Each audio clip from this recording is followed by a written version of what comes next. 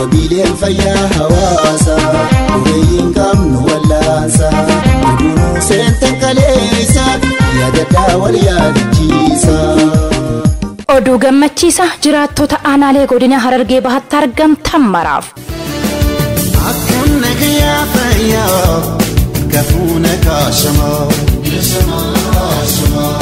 duula raabsaa qoricha tiraakomaa waan gaggeeffamaa jiruuf iddoo ogeeyyiin fayyaa ta'anii tajaajila kennaa jiranitti dhaqxaniin tajaajila kennamu akka argattan isin hubachiisna.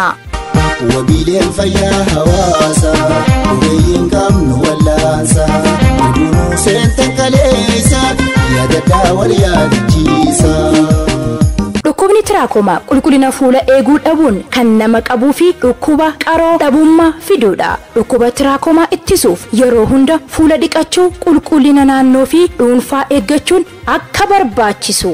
yeroo mallattooleen dhukkuba tiraakomaa gurguddoon namarratti mul'atu gara mana yaalaa deemuu wallaansa barbaachisu argachuun murteessaadha. qoricha waggaatti yeroo tokko sadarkaa hawaasaatti raabsamu qoricha fudhachuu kan qabanii fi kan fudhachuu hin qabne eenyufaa akka ta'ee fi irra deebi'uun tiraakomaadhaan faalamuun tiraakomaa sadarkaa hammaataa kan qoolli ija gara keessatti dacha'uun yeroo ta'u hatattamaan wallaansa hin argamne taanaan jaamummaaf nama saaxila. wallaansi isaas tajaajila baqaqsanii yaalu salphaadhaan qoola ijaa sirreessudha. fayyaan keenya faaya.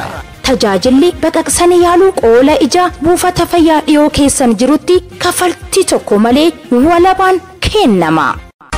وبيلين فيا هواسا وبين كم نولاسا ودونو سنتن كليسا يا ددا واليا دجيسا miseensonni maatii hundinuu qoricha farra tiraakomaa tolaan kennamu fudhachuu qabu. tajaajilamtoonni gara buufataa tajaajilatti kennamu dhufanii miseensota maatii manatti hafan kakaasuudhaan akka fayyadaman taasisa. namoonni muraasni qoricha ziitiroomaksii erga fudhatan booda mallattoowwan hin barbaadamin jechuunis kan akka garaa hammeessu, ol deebisu, garaa kaasaa, garaa goggogsu kan isaan mudachuu danda'u ta'us miidhaa malee yeroo gabaabaa keessatti isinitti fura.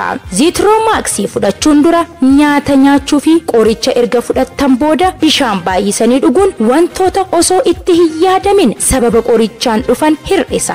namootni rifeensi ija isaanii keessatti deebi'e fayyadamtoota wallaansa baqaqsanii hodhuu nyaaraa yookaan labooba ija bilisaan kennamu argachuuf gara dhaabbata fayyaa dhiyeenyatti argamu deemuudhaan haa galmeeffamanii. fuula keessanii fi fuula daa'imman keessanii guyyaatti yeroo xiqqaate yeroo 2 dhiqadha.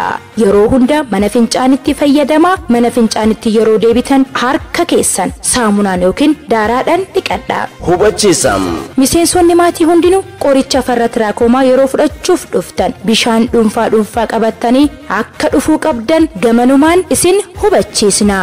fayyaan qabeenya. waajjira eegumsa fayyaa godina Harargee Bahaa dhaabbata Fred Hollow Foundation waliin ta'uun kan qophaa'e. fayyaan keenya faaya.